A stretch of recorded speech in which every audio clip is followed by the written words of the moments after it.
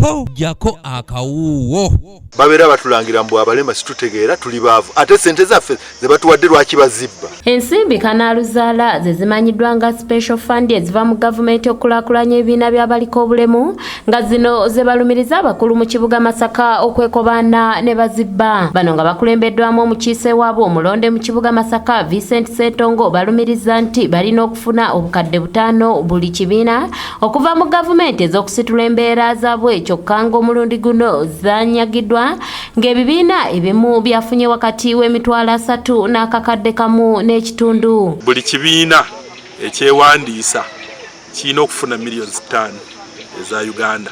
Naye babadde babakubira ssimu ne babawaayo emitwalo 3 ne babawaayo emitwalo 5 emitwalo 2 n'ebimu ebibiina ne bitafunira ddala. Nenga sente zavuddeko kwa akawunti. Ono alumiriza abavunaanyizibwa ku nsonga z'abaliko obulemu okubeera mu kkobaane lino nga kati ayagala bekikwatako bakomyewo ensimbi zaabwe. Nsaba abo bonna abalidde sente z'abaliko obulemu ababagyeko enjawulo nti nteekwa okukola ekiri kyonna ekisoboka okubakwata okubasiba n'okubavunaana mu mbuga z'amateeka bakomyewo sente z'abaliko obulemu bezakoze eki ze batutte. Ssentongo ayongeddeko nti n'ebibiina 13 ebyogerwako nti byafunye ensimbi zino tebabimanyi nga bamanyiko 6 byokka olwo ebisigadde by'abakulu bye bateekamu abooluganda ko n'ab'emikwano okusobola okwegabanya ensimbi z'abaliko obulemu. Ate bannaffe bennyini abalina zituuse eri bekikwatako ne babeera nga baziwa abantu b'enganda zaabwe n'ab'emikwano.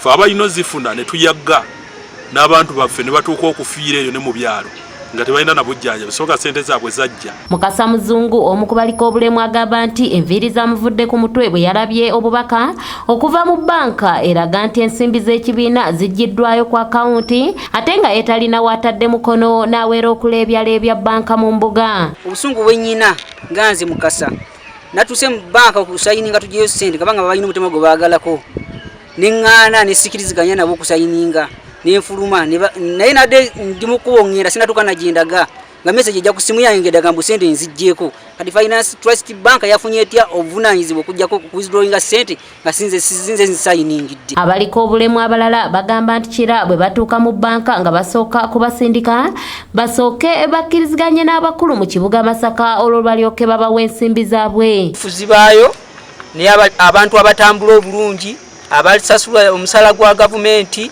sente zaffe bakola ki be bazitwala. Gwe simanyi nti ono gundi wabula ebitongole bingi biri awo bisimbye kajegere. Bano bannyonnyodde nti mu mbeera eno basabiddwa ensimbi buli omu okusobola okumukkiriza banka okumuwa sente ekintu kye bagamba nti kimenya mateeka. Ayagala sente buli kibiina akyagala akakadde kamu n'ekitundu abasaba 2 n'ekitundu abalala abasaba 3 oba kitundu.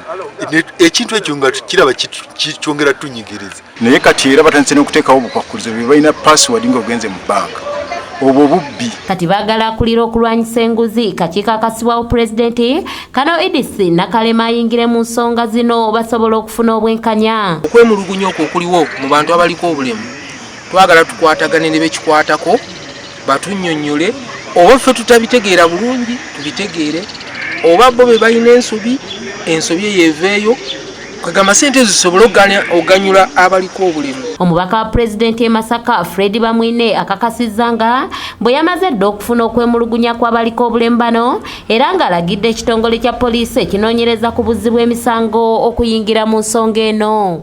Ndagidde OCID okutandika ku nsonga eno okuginoonyereza naye njagala kubakakasa nti omuntu yenna ayatadde mukono mu sente z'abalema nga si mulema nga tasaanidde kuzifuna ateekwa kukwatibwa atwalibwa mu mbuga z'amateeka. Kanyike Kevinizi yakusakidde eggulire lino ku lwa ABS Television.